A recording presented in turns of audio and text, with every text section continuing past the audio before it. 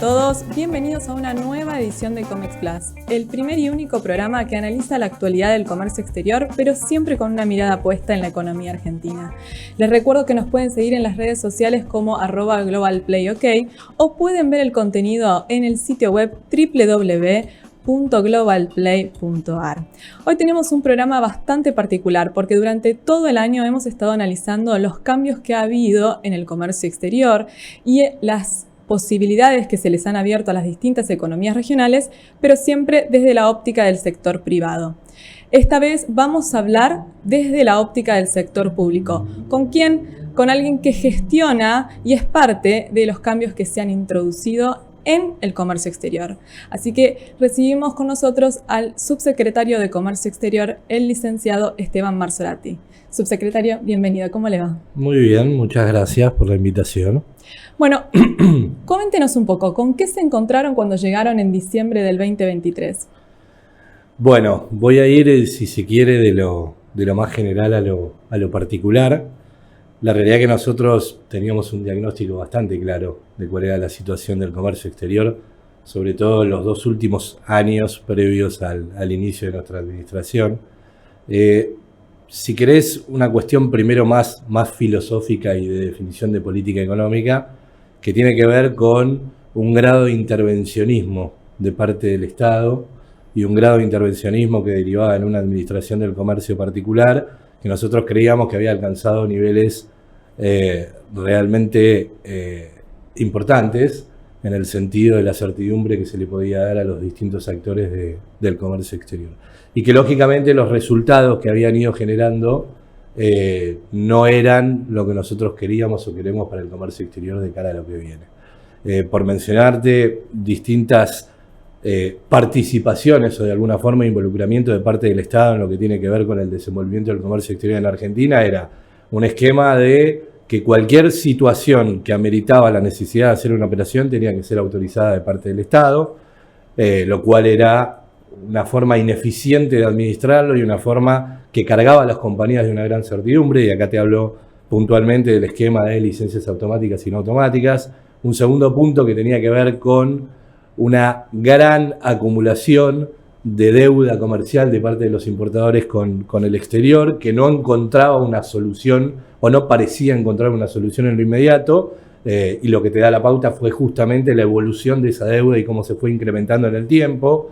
Un Estado ineficiente y lento en la resolución de un montón de trámites, una gran cantidad excesiva de trámites, no ya te hablo de cantidad, sino que tenía que ver con este grado de intervencionismo que yo te digo del Estado. Entonces, nosotros en diciembre de 2023, y para simplificártelo, si teníamos que importar un producto, teníamos que atravesar, en primer lugar, tener una capacidad económica definida por la AFIP, criterioso y arbitrario y sin claridad de cara al importador. Número 2, si sorteábamos el tema de la capacidad económica financiera, teníamos que tener una licencia aprobada, que en algún momento estaba separado entre automático y no automático, y después el 100% requería de la aprobación de parte del Estado. Si lográbamos sortear la licencia y realizar la operación de importación, desde octubre del año 2022, cuando se implementó el último sistema que estuvo vigente, que fue el sistema CIRA, teníamos que pagar al exterior. Y el pago al exterior, que en principio se estableció con un esquema, vos recordarás que era 180 días para las empresas grandes, 90 para las medianas y 60 para las chicas, en algún momento se rompió. Porque lo que empezó a pasar, y esto tiene que ver más con la economía y como consecuencia de eso lo que derivó en materia de comercio exterior, es que vos, como Estado, en el viejo modelo y obsoleto modelo de sustitución de importaciones, lo que hiciste fue sostener artificialmente una variable que era el tipo de cambio. Eso te generó en el funcionamiento de la economía una gran presión importadora, te ves obligado a regular con esto de los 180, 90 y 60, y en algún momento colapsás y arrancás de cero.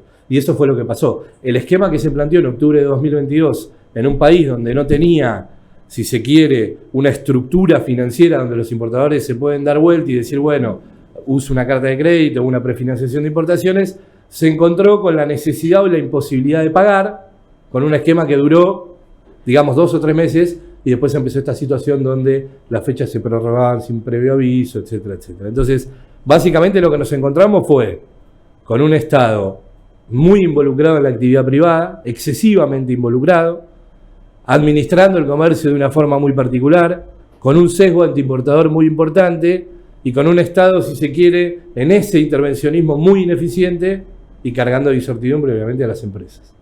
Bien, y ustedes llevaron adelante una serie de simplificaciones y cambios más que significativos. ¿Cuál es el que más les sorprende que se haya podido implementar? No sé si sorpresa, sí, si se quiere, muchas veces en lo conceptual, en la Argentina hace muchísimos años, viene instalada la idea de esto que mencionaba de la necesidad de que el Estado intervenga en la decisión comercial de quién importa, cómo se importa, cuándo paga, etcétera, etcétera. Entonces, si se quiere, la expectativa que genera las medidas más contundentes que tomamos, que arrancaron, si querés, con la piedra filosofal, que fue, bueno, sincerar o dejar de sostener la variable tipo de cambio de forma artificial, lo que automáticamente empezó a generar efectos positivos en la balanza comercial, etcétera, etcétera. Pero lo que nos pasó fue que la primera decisión que tomamos, porque muchas de esas decisiones creímos que había que tomarlas rápidas, fue la eliminación del sistema CIRA y la eliminación de las licencias. Porque si vos te pones a pensar el último tiempo en la Argentina, la implementación de licencias automáticas y no automáticas lleva muchísimos años.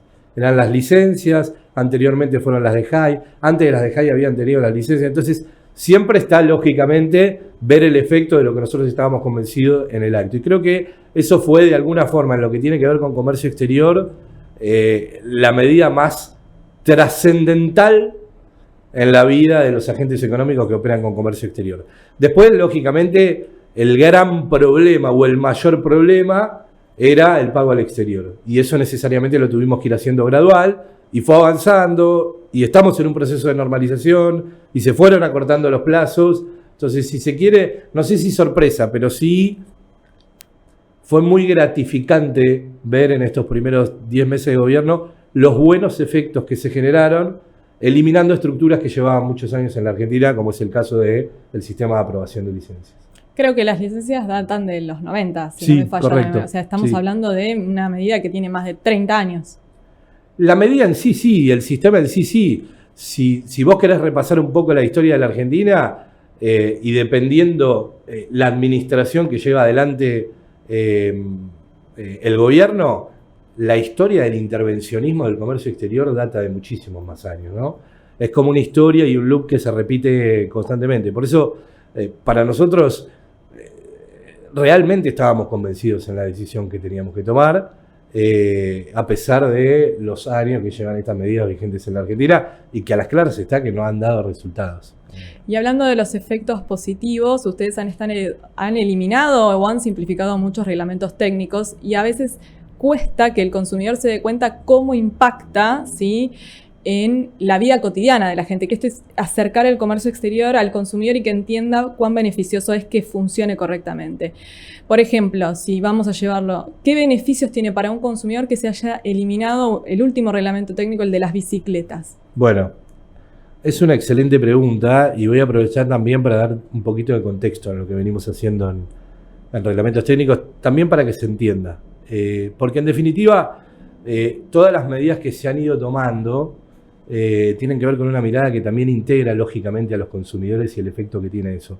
Muchas veces la Argentina tiene una mirada que es valedera, pero que no invalida el resto, que es, bueno, si yo tomo una medida de estas características en materia de comercio, ¿qué efecto tengo en materia de producción y en materia de empleo? Está perfecto ese análisis, lógicamente. Ahora, durante mucho tiempo la Argentina no miraba qué efecto tenía todas las medidas que tomaba en materia del consumidor. Entonces, todo ese esquema de capas regulatorias que existían, porque lo que empezó a pasar fue que como gobierno empezaste a desnaturalizar el uso de las herramientas que son mundialmente aceptadas por la Organización Mundial de Comercio y hacia lo que estamos caminando. Entonces, ¿qué fue lo que te empezó a pasar?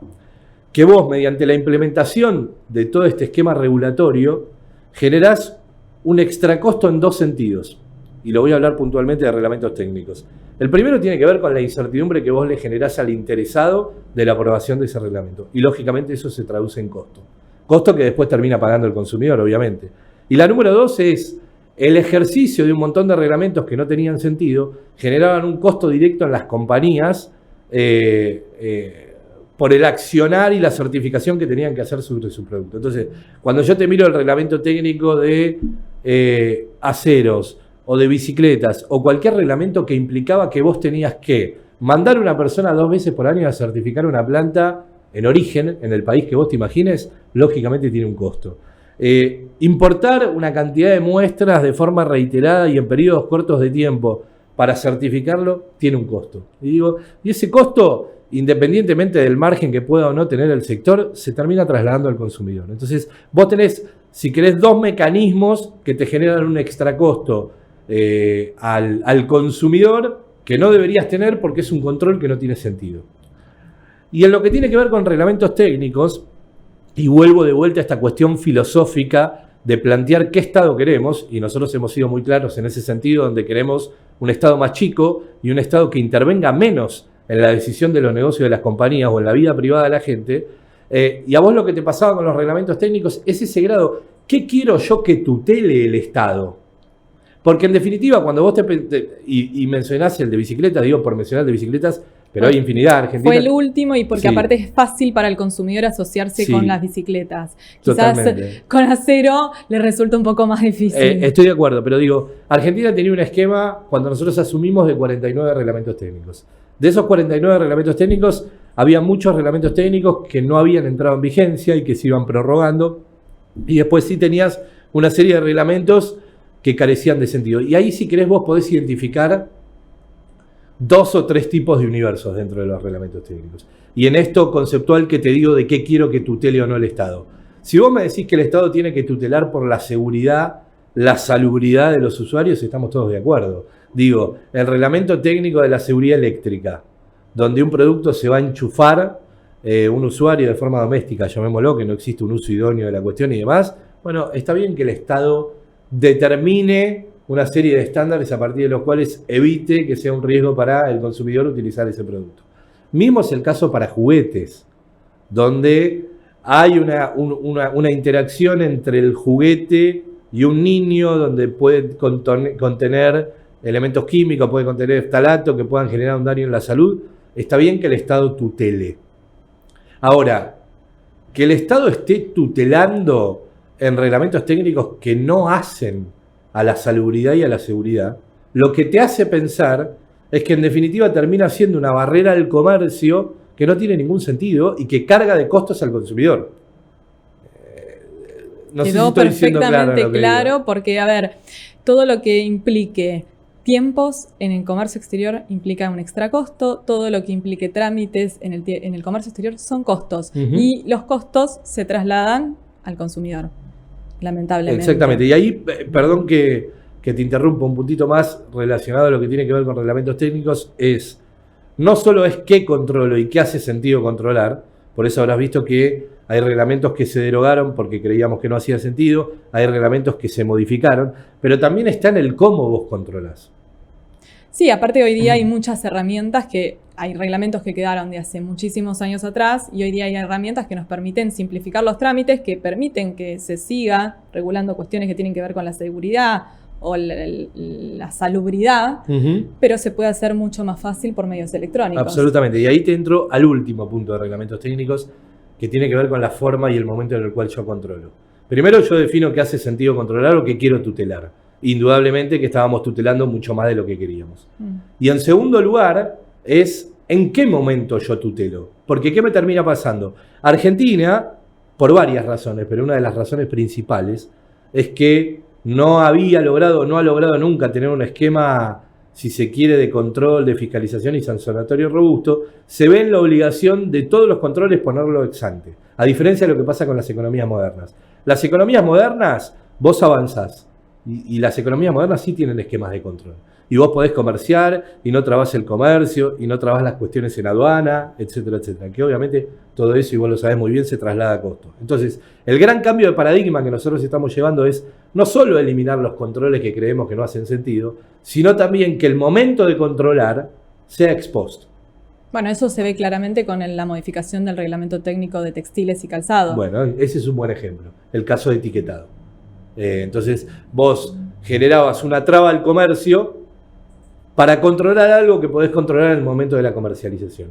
Y el último punto, que no me lo quiero olvidar porque es muy importante, que también es un cambio, no sé si de paradigma, pero sí de funcionamiento de los reglamentos técnicos, tiene que ver con la aceptación de determinadas certificaciones internacionales. Que esto generaba mucho ruido también en los distintos sectores que están alcanzados por reglamentos. ¿Por qué? Porque lo que te sucede es que vos estás obligando a un importador que comercia en el mundo y en mercados sumamente exigentes y con control, volver a certificar algo que ya tiene certificado.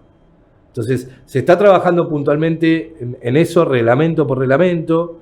Va a haber una normativa, esto ya se dijo en varias oportunidades, que va a establecer la aceptación de reglamentos técnicos, la aceptación de certificaciones internacionales para los reglamentos técnicos que lo alcancen, y que con eso el importador tenga la posibilidad de traer un producto, presentar ese certificado internacional, y que el día de mañana el Estado, quien sea, controle que efectivamente ese certificado internacional es válido, es íntegro, etcétera, etcétera. Y eso, en definitiva, se traslada ¿a qué?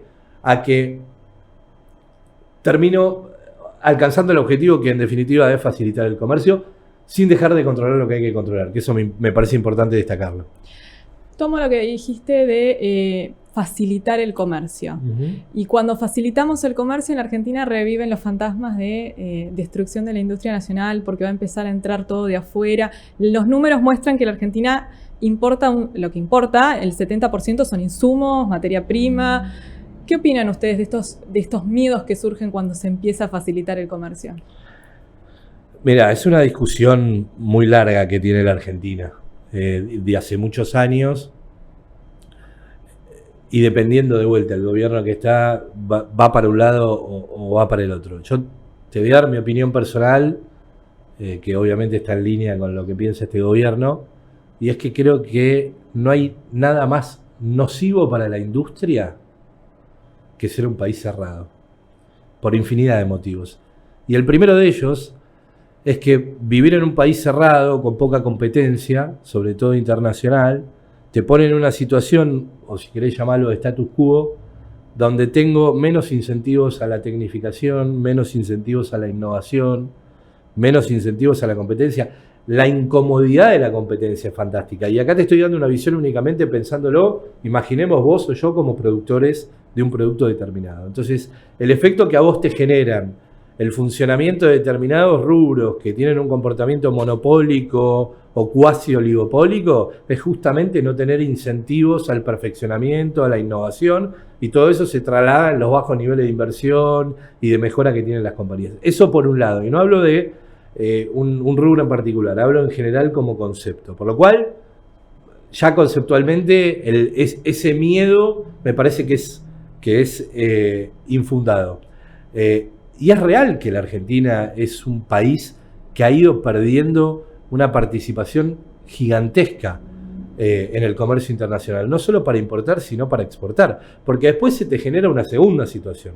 La gran cantidad de problemáticas que tenía la Argentina en materia de importaciones, licencias, CEF, reglamentos, etcétera, etcétera, etcétera, en definitiva también lógicamente tienen un efecto en todos tus potenciales socios con los cuales vos podés comerciar. O vamos a pensar que nosotros vamos a ir a tocarle la puerta a un país del exterior y vamos a decir te quiero vender mis productos, y lo vamos a hacer felizmente cuando tenemos infinidad de situaciones, una estructura de funcionamiento interno que no le permite a ellos vendernos sus productos. Entonces digo, Argentina tiene que abrirse al mundo y tiene que integrarse, y tiene que haber muchísima oferta. Argentina, por población, por territorio, realmente cuando uno lo ve, y esto lo ven los consumidores, tiene una oferta y una competencia muy escasa en infinidad de rubros. Digo, y todo eso también empieza a tener otros efectos que tienen que ver con, más allá de los desaciertos de política económica y demás, que tienen que ver con el costo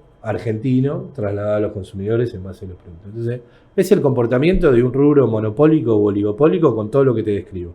Los desincentivos a la inversión, a la mejora, y los costos que tiene para el consumidor el funcionamiento de rubros monopólicos o oligopólicos. Básicamente la competencia nos hace mejores. Absolutamente, absolutamente. Hablemos un poquito sobre el régimen repo-stock, que ustedes llevaron adelante varios cambios en el último tiempo. ¿Por qué decidieron implementar estos cambios? ¿Qué detectaron? Bueno, detectamos lo siguiente, lo principal, no se usaba. Ese es Ese era el problema grave. El repostock no es que nosotros lo implementamos en un régimen que estaba funcionando, que estaba vigente, no digamos funcionando, que estaba vigente, pero era 100% manual y físico. Había que ir a la aduana, digo, para familiarizar o para describir cómo funciona el régimen de repostock. El régimen de repostock es un régimen que el espíritu es el incentivo a la exportación.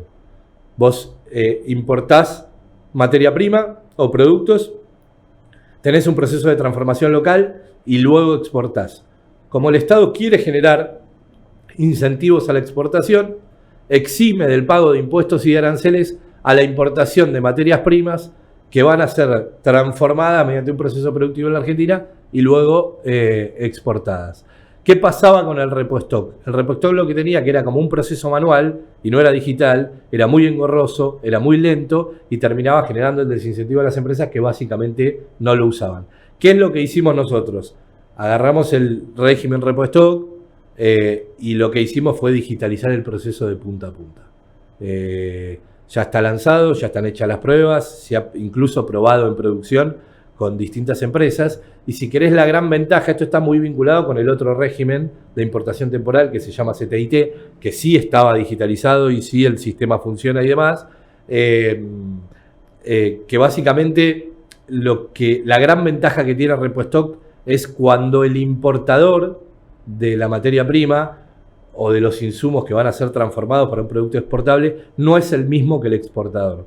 ¿Qué sucede?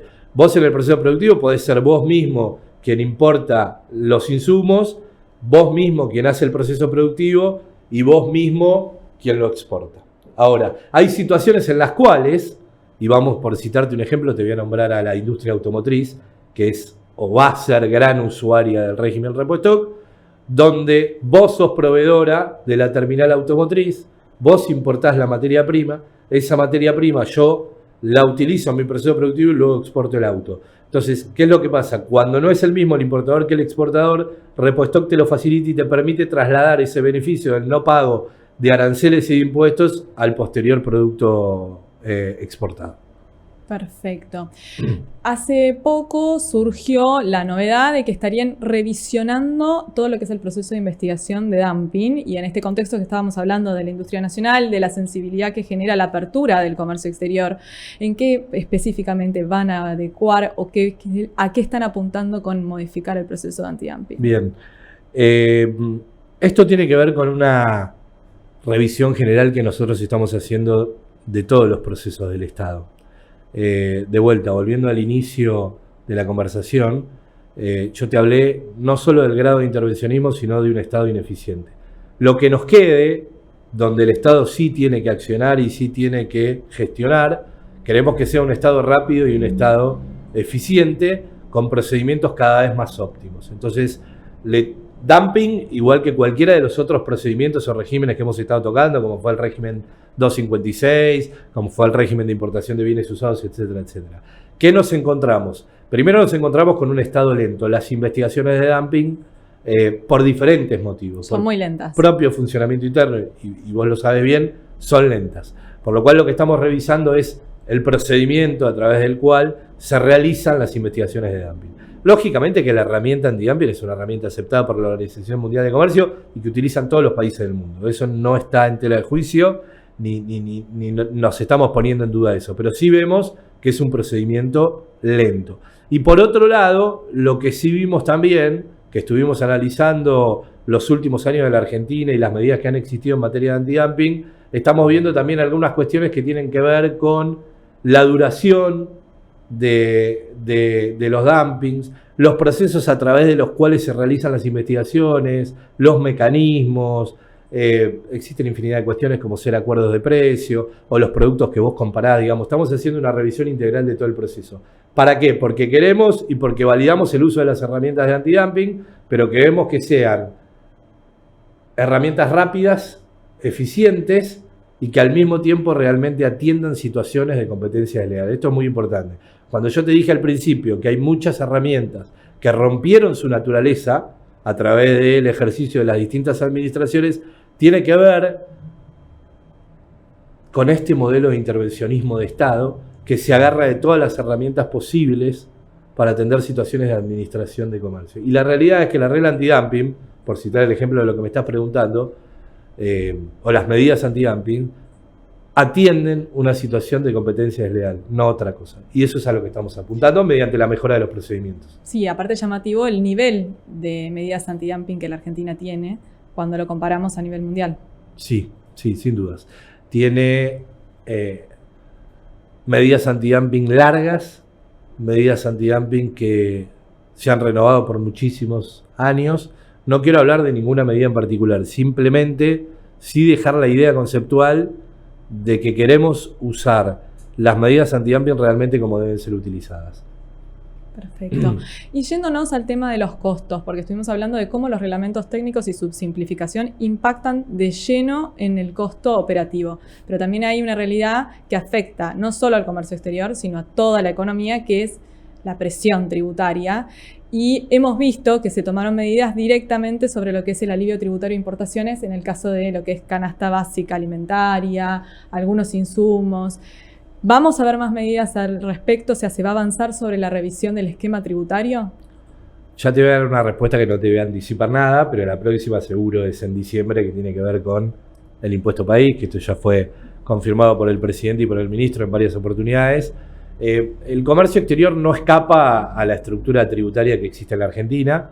Y como vos bien mencionaste, nosotros hemos tomado algunas medidas en materia de impuestos. Una fue la exención por plazos determinados del IVA percepción y del anticipo de ganancias para lo que son insumos industriales, para lo que es canasta básica y medicamentos, como bien mencionaste.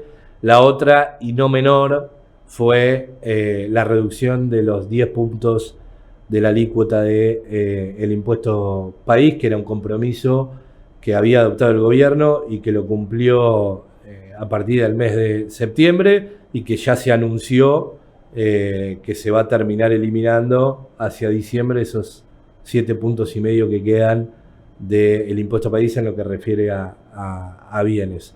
La mirada del gobierno, lógicamente, es que la estructura impositiva es muy compleja en la Argentina y de una presión muy grande, y a medida que nosotros tengamos gap para reducir impuestos, y esto es algo que también ha dicho el ministro en varias oportunidades y el presidente, a medida que nosotros tengamos gap, y el gap te lo da el superávit fiscal, la buena administración de la cosa pública, digamos, y hay un objetivo muy importante en materia de eso y que es innegociable, como se ha dicho en muchas oportunidades. A medida que nosotros tengamos gap, van a ver que van a ir bajando impuestos, indudablemente. En lo inmediato ya está anunciado el tema del impuesto país. Y nadie puede estar de acuerdo en lo conceptual, en que agregar gravames a la importación es algo nocivo para el funcionamiento de la economía. Y eso, si querés, también asociarlo a otro dato fáctico de la Argentina y del Mercosur, que Argentina también tiene aranceles altos.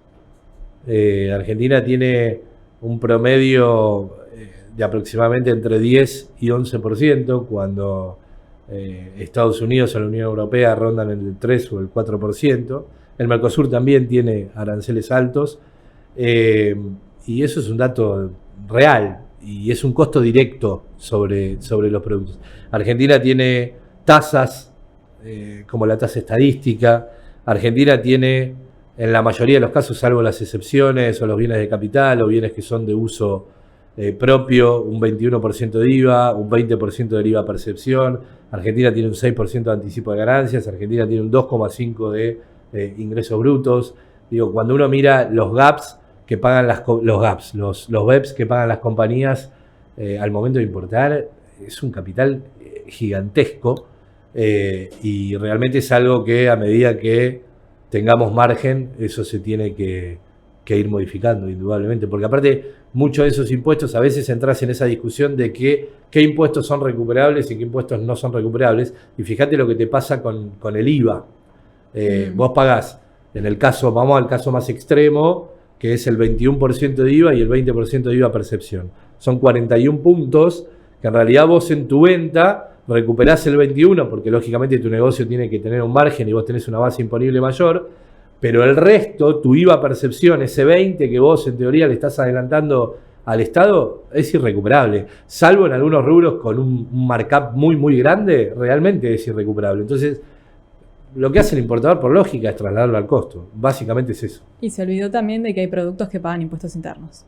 Y lógicamente también los impuestos internos. O sea que estamos hablando de un 40 o 60 o más de carga tributaria al ser una importación. No, y más. Vos tenés productos que si medís, y lo hemos medido en distintas industrias, productos que si medís el valor FOB contra el valor de la mercadería puesta acá, estás hablando de incluso productos que están arriba del 100-120%, sin dudas. Sí, porque sumas todos los costos y estás arriba de eso. Exactamente. Usted mencionó el Mercosur y hoy hubo declaraciones del presidente Lula da Silva diciendo de que espera de que se cierre pronto. Es más, si fuese por él, se estaría ya firmando el acuerdo Mercosur-Unión Europea. ¿Qué podemos esperar en materia de integración del bloque? Yo creo, y esto también lo ha expresado la canciller en algunas reuniones e intervenciones que ha habido en materia de bloque, que el Mercosur hace muchos años que ha sido un aparato, si se quiere, o ha tenido un funcionamiento un poco, no decir obsoleto, pero sí de poco alcance, ¿no? El Mercosur es lento en la resolución de infinidad de situaciones, que tiene que ver, si querés, con una mirada a veces poco cooperativa del asunto y que tiene que ver con las administraciones que cada país va teniendo a medida que van pasando los años. Vos mencionás el acuerdo Unión Europea-Mercosur y vos recordarás que en el año 2019 se cerró un preacuerdo y después de ese preacuerdo, todos los años que siguieron, más allá de la impronta que pueda ponerle cada Estado parte, se fue recibiendo intervenciones de los distintos Estados parte en materia de quién gobernaba en ese momento. Entonces, lo que te empezó a pasar es que al Mercosur se le empezó a hacer muy difícil, no solo cerrar acuerdos con otros bloques del mundo, sino también resolver situaciones internas. Incluso si te tomás el trabajo de mirar el flujo comercial, incluso intrazona en el Mercosur, los resultados son muy malos en materia de comercio. Entonces, yo creo que la mirada crítica sirve porque vos tenés ejemplos en el mundo donde distintos bloques o uniones aduaneras funcionan muy bien y creo que estamos muy lejos de eso. Entonces, yo creo que si se logra cerrar algún acuerdo de las características que vos mencionabas, puede ser un buen espaldarazo al bloque, porque realmente el bloque necesita, por decirlo en criollo, hacer algún gol de esas características y que sea trascendental, porque no viene pasando en el último tiempo. Los distintos comités técnicos, las mesas de trabajo continúan, pero es muy difícil ponerse de acuerdo con los otros países, y ni que hablar de cerrar un acuerdo de las características que puede ser Unión Europea-Mercosur. Ahora, realmente, si el Mercosur como bloque logra cerrar un acuerdo de esas características, tiene que ser positivo en un montón de aspectos. Pero también lo que hay que ver y lo que hay que mirar es qué funcionamiento estamos teniendo nosotros internamente dentro del Mercosur. Terrible golazo sería para la Argentina y para todo el Mercosur. Sin duda. En diciembre y enero la Secretaría ayudó al Banco Central en el proceso de un empadronamiento de lo que era la deuda, como usted mencionó, que había quedado por importaciones que se habían realizado durante todo 2023, algunas de 2022, inclusive desde 2019. Y se brindó la herramienta del BOPRIAL para que algunas empresas pudieran canalizar su deuda. Estuvo el acceso, sigue vigente el acceso especial para MIPYME, pero hay muchas empresas que no pudieron acceder a ninguna de las dos herramientas. Y la pregunta es, ¿se está trabajando en conjunto con el Banco Central para brindar alguna nueva herramienta para lo que es deuda stock? Mirá, a mí en este sentido me parece importante mencionar el punto de partida. Porque nosotros, como yo te mencioné al principio, hay muchas medidas que considerábamos que debíamos tomarlas de manera rápida, como fue el caso de las licencias y demás, y teníamos los recursos para hacerlo. Lo que nos pasó con la gran deuda que se fue acumulando en materia de comercio exterior y que tomó una relevancia muy importante a partir de octubre del 2022, cuando se instala el sistema CIRA y se establece que todos los pagos iban a ser diferidos, es los recursos que vos tenés para hacer frente a esa situación. Cuando nosotros abrimos el padrón tenía que ver, primero que nada, con identificar fehacientemente cuál era el volumen de deuda comercial que los importadores tenían con el exterior. ¿Por qué? porque la imposibilidad de pagar normalmente en el tiempo inmediatamente anterior había generado no solo la acumulación de este stock de deuda que alcanzó post-padrón los 42.500 millones de dólares netos, sino que había generado que muchos de los importadores apliquen toda su creatividad para pagar al exterior, en distintos mecanismos. Entonces, hay muchísima de esa información que el Estado no contiene. Cuando los pagos, uno lo puede estimar, pero cuando el pago no sucede a través del MULC, del mercado oficial, lo que vos tenés es, perdés un grado de información que te permite a vos después gestionar. Entonces, se tomó la determinación de aplicar el padrón, que el padrón se fue prorrogando, prácticamente estuvo abierto todo el mes de enero, y arrojó que teníamos 42.500 millones de dólares de deuda comercial con el exterior. Y al mismo tiempo que tenías un balance de Banco Central en el orden de los 11.000, 12.000 millones de dólares negativos. Entonces, es matemática pura. Si nosotros hubiésemos dicho, bueno, a partir del 13 de diciembre, cualquiera puede pagar y acceder al MUL, no hubiese resistido, no hubiese sido sostenible en el tiempo porque no estaban los dólares para hacer frente a eso. Entonces, la primera determinación que se tomó, o las dos determinaciones que se tomaron, mediante la primera comunicación que saca el Banco Central, que es la 7917, establece, por un lado, restablecer un esquema de flujo de pago futuro, digámosle 13 de diciembre en adelante, para volver a dar credibilidad y que sea cumplible en el tiempo, con un esquema que si querés después vamos hablando, que se fue reduciendo. Y por el otro lado, para lo que era stock de deuda, estos 42.500 millones de dólares, se estableció el bono Bopreal. Que el bono Bopreal, que terminó siendo una excelente herramienta, al principio generó lógicamente cierta resistencia porque la tirantez que se había generado entre los importadores y el exterior realmente era muy, muy compleja, no solo en pymes, sino también en empresas grandes. Lo que te permitió a vos el Bopreal no es ni más ni menos que un cronograma de pago futuro, ¿sí? Estableciste 3 series, licitaste 10.000 millones de dólares que se completó en su totalidad, y estableciste ese esquema con los recursos que vos tenías. No tenías dólares, tenías un balance quebrado, el Banco Central estaba quebrado, y tenías que atender esos 42.500 millones de dólares.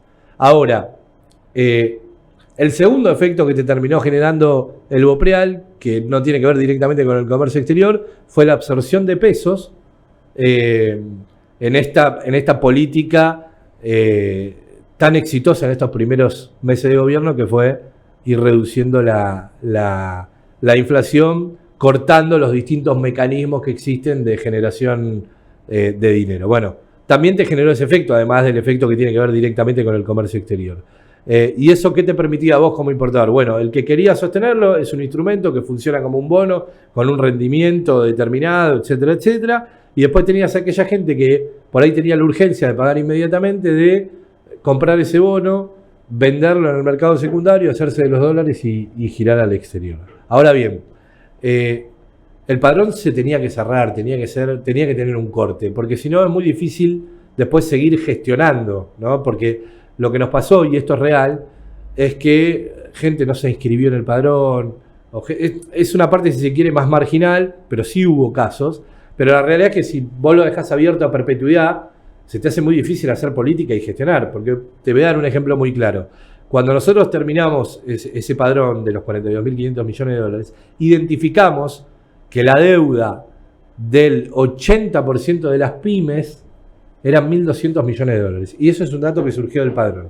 Cuando se tomó la determinación de permitirle a las pymes acceder al MUL, que tenían deuda de menos de 500.000 dólares, fue una consecuencia de la información que nos brindó a nosotros el padrón. Y con 1.200 millones de dólares resolvimos el 100% de la deuda del 80% de las pymes.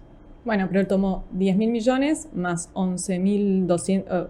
más no, 1.200. 10.000 millones más 1.200. Entonces tenemos 11.200 millones. Bueno, contra 42.000 millones. Bueno, está bien que lo menciones, porque hay otra parte que es una deuda que flota siempre, como si fuera una cuenta corriente. Imagínatelo en el caso de un intercompany o en el caso de una deuda entre Casa Matriz y su filial acá en la Argentina. Y generalmente eso oscila entre 15.000 y 20.000 millones de dólares, ¿sí? Entonces ya hay 20.000 que en realidad no es una deuda que se generó como consecuencia de un esquema de pago diferido que se implementó en octubre del 2022 con SIRA. Es la deuda que flota, que existe, que forma parte del flujo comercial con la Argentina. Y después tenés una parte que en algún momento hace unos meses salió un informe con unas estimaciones de parte del Banco Central, que es importadores que tomaron la determinación de pagar por los dólares financieros a través del otro mecanismo. Entonces, en definitiva, te puede quedar un remanente, realmente es marginal. Gran parte, realmente, lo que estamos convencidos es que gran parte de la deuda que teníamos de los 42.500 millones de dólares está resuelta. O sea que no va a haber por el momento ninguna herramienta. Es que la realidad es que el objetivo que vos tenés, vos fíjate, todas las medidas que se fueron tomando fueron en materia de flujo, ¿no? Sí, se normaliza el flujo. Y ahora hablamos de que era muy importante eso, ¿no? Para hacerlo creíble, cumplible y demás. Ahora, la realidad es que, y esto también lo ha mencionado el presidente y el ministro, vos tenés el objetivo último de toda esta cuestión es desencepar la economía y terminar levantando el cepo. Entonces, en el medio puede llegar a haber algunas nuevas medidas como se han ido tomando. Nosotros arrancamos con los 120 días, se achicaron a 30 para las pymes y a 60 para las grandes. Los suntuarios pasaron de 180 a 60, creo que están ahora. A 60, exactamente. Y todas esas medidas han sido consistentes con lo que ha dicho el gobierno, y fíjate que no ha habido ninguna medida que ha ido para atrás, al contrario, todas las medidas han ido haciendo más laxo el tema de los pagos al exterior. Entonces, lo que te pasa con el stock, que el stock en su gran mayoría está resuelto y probablemente se termina resolviendo con el levantamiento definitivo del cepo. Lo llevó a la normalización. ¿Cuándo vuelve el pago anticipado? Ya volvió el pago anticipado. No, efectivamente el pago anticipado a través del MUL, como lo conoce la mayoría de los operadores, no regresó. Hay una condición que es, si sos pyme 20% y es un bien de capital, más, podés pagar anticipado el 20%. Por lo cual, una parte del pago anticipado volvió. Pero esto tiene que ver con creo, la prudencia que ha caracterizado este gobierno en todas las medidas que ha tomado, incluso siendo rápido y siendo contundente en las decisiones que tenía que tomar. Entonces, vos venís de un marco regulatorio muy complejo para las compañías. Las compañías no entendían cómo pagar, por qué no podían pagar, los bancos no podían interpretar la normativa, se había generado una confusión muy grande en materia regulatoria. Y si hay un objetivo que se puso el gobierno, fue justamente ir desarmando todo ese esquema regulatorio que hacía tan compleja la operatoria de comercio exterior. Entonces, la realidad es que no se quiere ir para atrás, por eso se va pisando sobre firme y se va haciendo muy prudente y se van tomando medidas que van a ir haciendo cada vez más laxo el pago al exterior. O sea, vos hoy lo que ves es, no hubo ninguna medida que haya ido en contra de la flexibilización.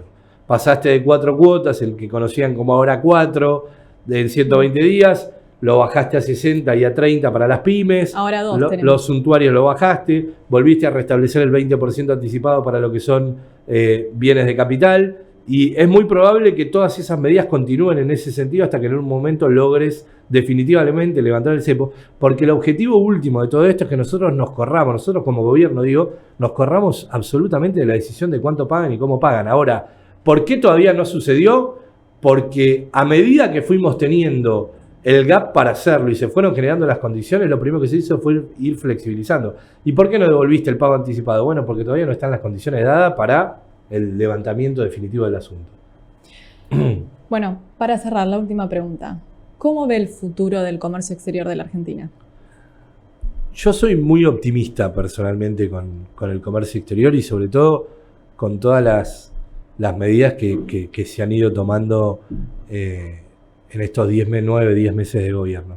Yo creo que Argentina estaba muy confundida en la visión que tenía respecto del comercio exterior y todo eso se trasladaba en las políticas que se fueron aplicando en los últimos años y en las consecuencias en materia de resultados que vos tenés. Digo, Argentina comercia poco con el mundo, es muy difícil importar, no tiene cultura exportadora, tiene pocos acuerdos comerciales con el mundo. Realmente, si vos me dices Argentina en materia, los acuerdos comerciales que tiene Argentina con el resto del mundo en materia de Producto Bruto es ínfima en comparación incluso de países de la región. Entonces, digo, lo primero que tenés que hacer es, a medida que va sucediendo toda esta regulación que estamos haciendo y a medida que vas transitando el camino de definitivamente desencepar la economía y sacar el cepo y correrse, todo eso también te va a ir generando un grado de integración con una agenda también muy importante en materia de acuerdos comerciales con el resto del mundo y de cómo se posiciona Argentina y cómo se relaciona. Y eso también es una responsabilidad muy importante de parte de los estados y de parte del gobierno de generar el contexto. En definitiva, es generar el contexto para que los privados se desarrollen. y no que el Estado esté de nuevo poniéndole el pie arriba a los importadores o a los exportadores. Entonces, hay un montón de iniciativas en las que estamos trabajando, ahora te voy a mencionar una, que tiene que ver con generar ese contexto y ese ámbito para potenciar realmente todas las buenas cualidades que tenemos para venderle al mundo y para traer productos de afuera. Nosotros tuvimos una primera etapa que, si se quiere, se asemeja al trabajo de un bombero, básicamente, que era apagar un montón de incendios que hacían muy difícil y que realmente la situación era insostenible. Ahora, nuestro gran desafío también es dejar, el día que nos vayamos acá, un comercio exterior funcionando a la máxima potencialidad posible. Y ahí te nombro un ejemplo que es bien gráfico, que tiene que ver con un proyecto que conocerás bien y que es muy familiar porque está implementando en distintos países del mundo, que es la ventanilla única de comercio exterior. Entonces, yo no le quito mérito al gran trabajo que hemos hecho en estos primeros 9-10 meses de desregular, de eliminar licencias, de eliminar el CEF, de eliminar un montón de trámites, de mejorar los regímenes para que se vuelvan a usar, de potenciarla como repuesto, como 256, como lo que fuere. Pero también lo que queremos es dejar un valor agregado en materia de cómo va a funcionar el comercio exterior. Y el comercio exterior va a funcionar con una ventanilla única, donde vos digitalizás todos los procesos, los hacés más rápido, los hacés menos costosos, los hacés menos burocráticos, los hacés menos dependientes de un funcionario de turno, y al mismo tiempo celebrando y relacionándote con el mundo y abrir mercados. Entonces, de vuelta, soy súper optimista con el comercio exterior en la Argentina, si esto es sostenible en el tiempo, que es el desafío y lo que nos hemos propuesto. Y también, volviendo a una de las primeras preguntas que me hiciste, va a ser también muy virtuoso para la Argentina y para la producción de la Argentina, para que el producto de Argentina pueda venderse en cualquier parte del mundo o cualquier producto de la Argentina pueda competir con un producto que viene de afuera en un marco de comercio exterior razonable y utilizando las herramientas que usa todo el mundo. Bueno, muy claro. La verdad que le agradecemos mucho que haya venido, que haya explicado la versión desde el sector público, porque siempre hablamos con el sector privado y el sector privado da su visión, y es bueno ver la visión del sector público y de todos los cambios que se fueron implementando, que son muchos y habría mucho para hablar, pero no nos da el tiempo. Tendríamos que estar toda la tarde charlando sobre los cambios. Así que le agradezco nuevamente que haya participado de Comex Plus. Bueno, muchísimas gracias. Bueno, y eso fue todo. Los esperamos para la próxima edición de Comex Plus. No olviden sumarse a Global Play, súmense a Comex Plus.